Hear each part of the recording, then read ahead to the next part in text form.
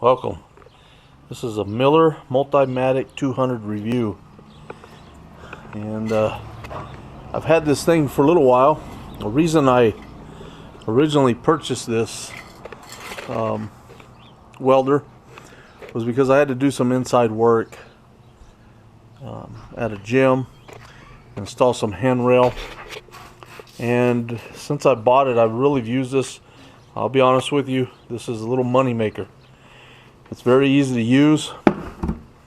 It's really amazing what it can do for such a little package.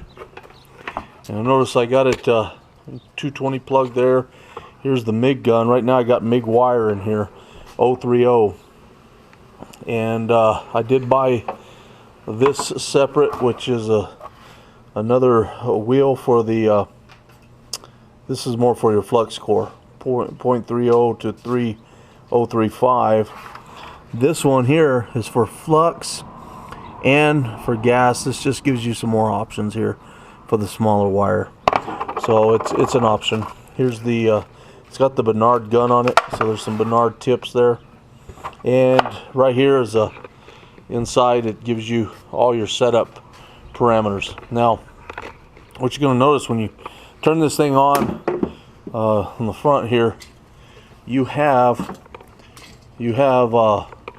a selector switch, and you got stick, flux core, MIG steel with a C25. Now what that means is 25% CO2 and 75 argon, and then you got MIG steel C100, which is your 100% CO2, and then you got MIG aluminum, you got TIG lift arc remote, and then you got TIG lift arc. So you know, it's only DC TIG.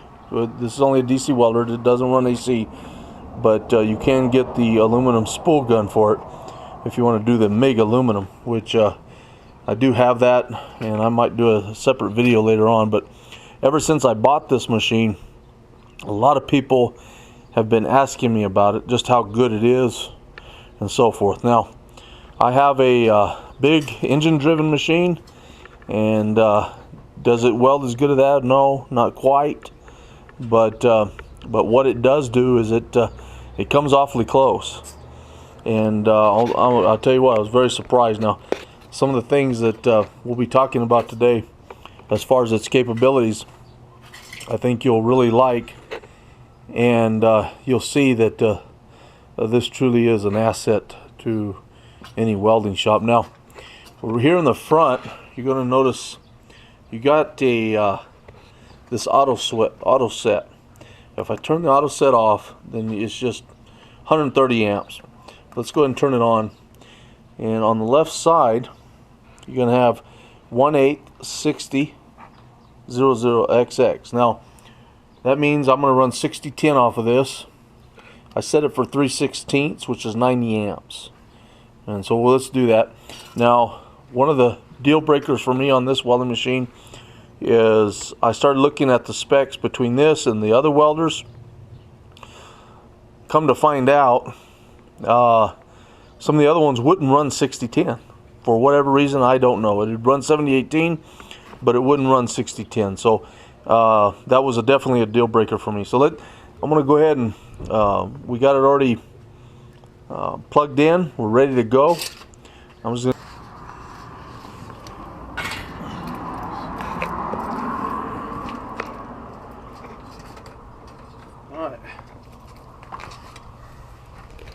Alright, let's take it through 6010 first. So we're going to run through 60. Okay, here we go. Just going to touch each corner first. And I'm going to let dude back out of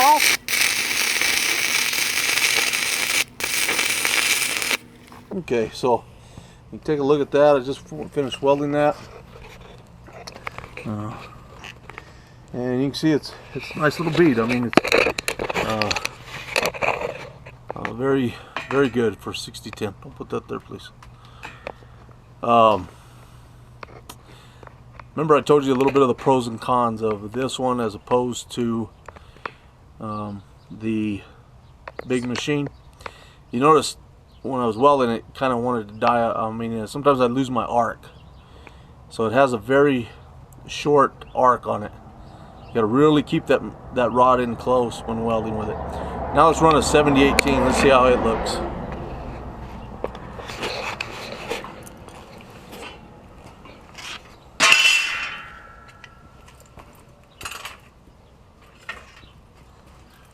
Now we're going to bring the camera back over here to the front. I'm just going to show you about the setup here and what makes this thing really nice, and the auto set feature. Now we're in the auto set feature right now, so I'm just going to click the plus. You see 70 XX with 3/32. We're using 1/8 rod here, and so it automatically does it. 3/16 thick, that's fine. 115 amps, and let's do that. And keep in mind, we're doing all this off of 110.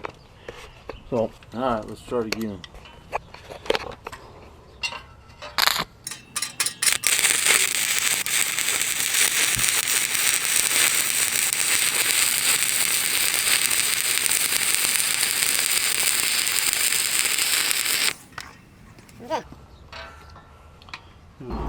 See how it did. Just the first pass. You can see it's a pretty good bead. So let me just, it's pretty nice. Let's run one more on it. Very nice. 70-18, 110, using 110 volts, 1/8 rod, running on 115 amps. Now let me just tell you something about this auto set feature here. Like I said, you can turn it off and you can just set your amperage wherever you want, but you can also override it. And I'll give you a parameter override to the amperage and so forth.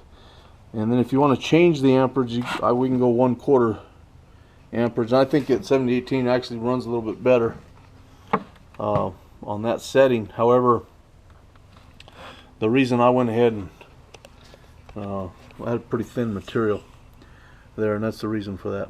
Well, now let's try the MIG and let's see how it looks. So I'm gonna, like I said before, we still got it on auto set. Got 14 gauge there, and this is real easy. I want a little more heat, I can go 1/8, and then I'm running an 030 wire, and this is already set. Now I can turn that off and I can adjust the volts and the wire feed speed if I want to. Let's go ahead and run a bead with this machine, and let's see how it does.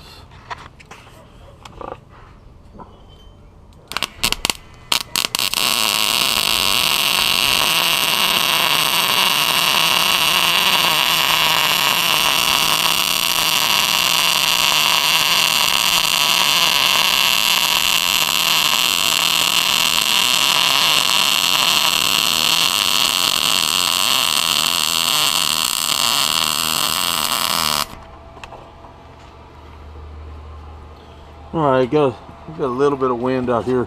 We're outside, so you see a little bit of the porosity right here on the end, but the rest of it really came out nice. And I will tell you, this Mig Gun shines on this thing. Very clean, very nice welds with the Mig Gun. So I will tell you, this machine will do just about anything you need it to do. If you're welding up trailers, or you're doing wrought iron, square tubing, fencing, you name it, it's really good. Best thing about it is it only weighs about 50 pounds, very easy to carry. Parts and everything are right here, very easy to use. It can weld 60-10, 70-18 on 110. I've tried it on 220, works great as well. Well, I hope you enjoyed this review on this machine, and I hope it helped you out. Thanks for watching.